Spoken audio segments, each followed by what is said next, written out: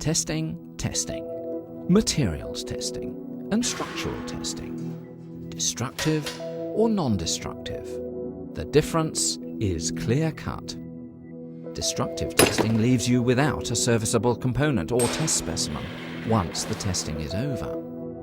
The Sharpie test, the bend test, the tensile test, this chassis box section, this pipe section, and this car.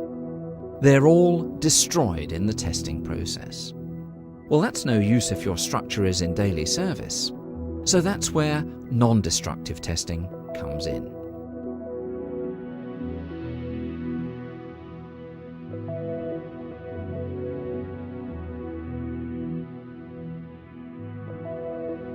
In this short introduction to non-destructive testing, we're going to be looking at half a dozen of the most common types of NDT.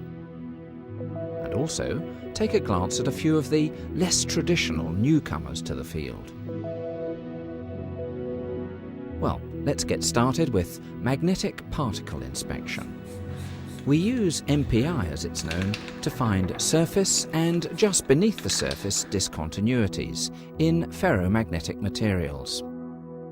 And we do it by introducing a magnetic flux into the material. An ink containing extremely fine ferrous particles is applied to the surface of a ferromagnetic material, whilst a magnetizing field is applied. Flaws cause leakage of magnetic flux, which creates new magnetic poles. So the ferrous ink particles are drawn to the site of the flux leakage field disturbance, and the inspector sees it. There are a couple of types of MPI: color contrast and fluorescent. With color contrast, a very thin layer of white contrast paint is applied. Magnetic force is also applied and black ink sprayed on the surface. We blow the excess away and any defects or discontinuities show up black against white. With the fluorescent technique, we coat the component under inspection with a fluorescent medium while the part is magnetized. Under a fluorescent lamp, discontinuities or defects show up vividly as bright green. It's a more sensitive technique than the color contrast method. Now, liquid penetrant inspection works on non-ferromagnetic materials for locating surface defects only. We clean and degrease the component, then apply a brightly colored penetrant, which in due course is drawn into the surface breaking defects. After a specified period, the excess penetrant is wiped off and a powder developer applied. It works rather like blotting paper, drawing the penetrant out of the flaws so that they stand out in sharp contrast to the surrounding material. After a specified bleed time, the defects are recorded. Now, radiography is an entirely different type of non-destructive testing. X-rays are produced by directing a stream of high-velocity electrons across an evacuated chamber against an angled target material. The X-rays pass through almost every material and can be detected by a sensitive film on the other side. However, a high-density material will absorb X-rays, while low-density materials allow a greater proportion of them to pass through. For radiographic inspection, there's no need for surface preparation before testing. But you do need to have access to both sides of the component. The film, which is highly sensitive to X-rays, is placed on one side, and the X-ray source is carefully located opposite. The X-rays pass through the component and create a latent image on the film on the other side. Any volumetric flaws or discontinuities in the component allow more of the radiation onto the film, and this creates a darker image on the radiograph. In recent years, wet radiography, which uses photographic films and traditional darkroom technology, has been overtaken by digital radiography. Now, digital radiography relies on the ability of certain substances to fluoresce when they are exposed to X radiation. The fluorescence that's emitted from the substance is made to create an analog electronic signal, which can be converted to a digital signal by means of an analog to digital converter. During testing, a fluorescent-coated surface is placed behind the test specimen. As the radiation passes through the specimen, it causes different levels of fluorescence to occur on the coated surface, depending on the dosage received, and this is controlled by the specimen geometry. This is then converted to a digital signal and displayed on a screen. Microfocus test equipment differs from standard radiography kit in that the focal spot size is extremely small, typically in the micron range. The benefit is that it produces radiographs with extremely high definition. The equipment lends itself well to producing large magnification images while retaining good definition of tiny defects. Some of the benefits of digital radiography over wet radiography are obvious. There's no need for chemical processing. The exposure to image viewing time is shorter. The images are easily stored on a hard drive, and they can be easily manipulated and enhanced on a computer. Well, now let's look at ultrasonic testing. UT, as it's known, is actually a generic title for several different methods of generating and observing ultrasonic signals. They're all different, but use the same basic principle. They all use a signal above the audible frequencies, hence the word ultrasonic. This is passed from a probe into the component under investigation. The signal bounces or is reflected when it comes across a discontinuity. If we can measure how long the signal takes to return, knowing the speed at which it travels, we can tell where the discontinuity is.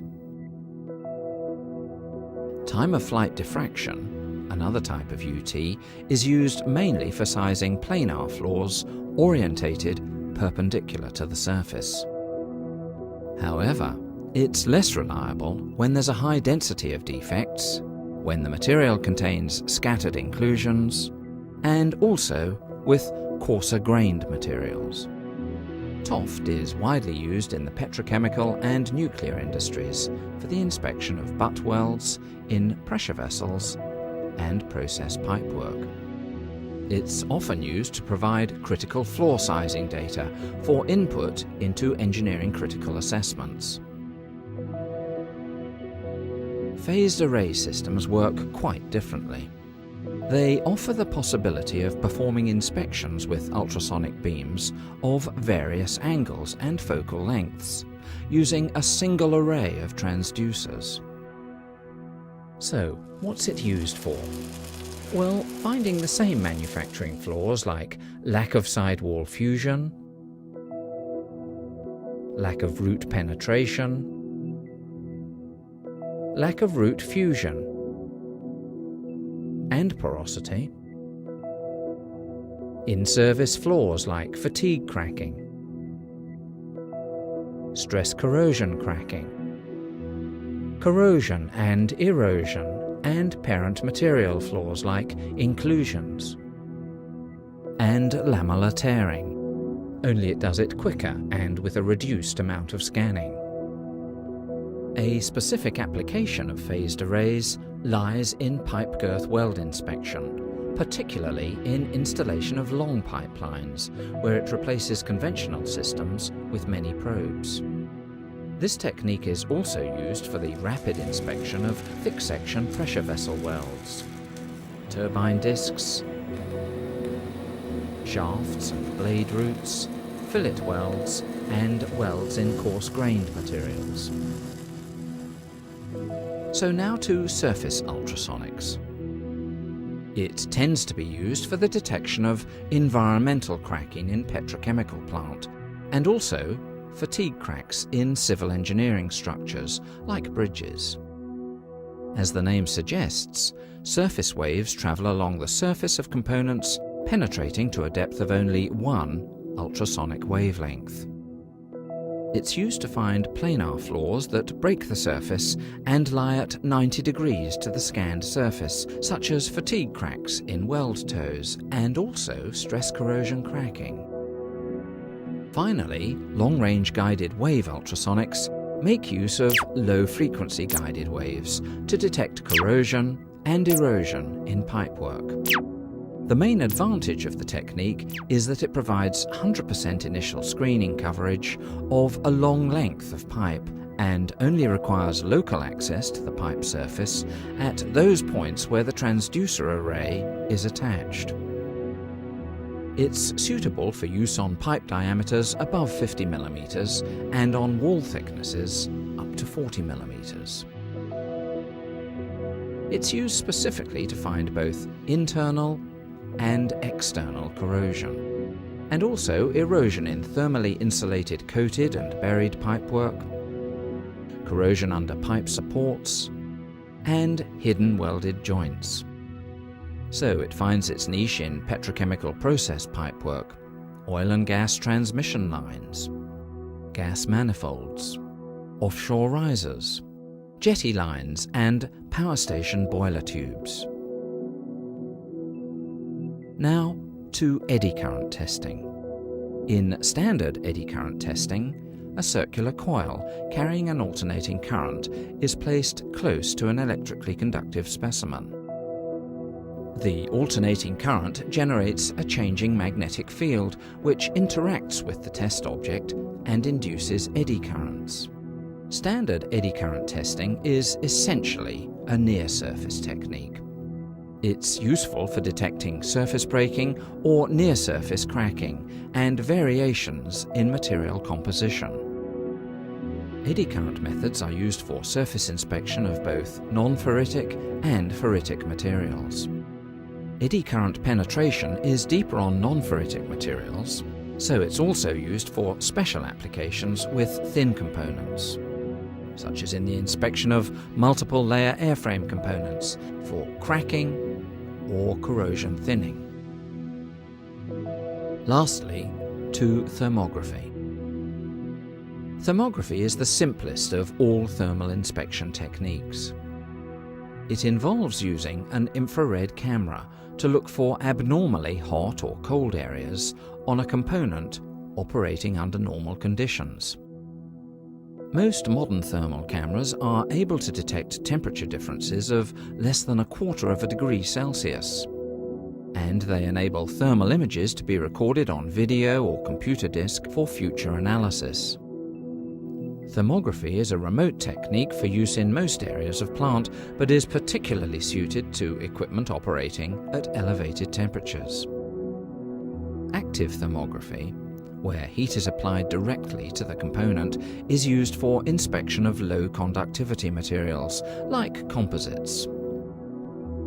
Well, thermography just about winds up this brief introduction to the popular non-destructive testing techniques. To learn more, why not call TWI on 44 if you're outside the UK, 1223 899 000, or visit the website at www.twi.co.uk.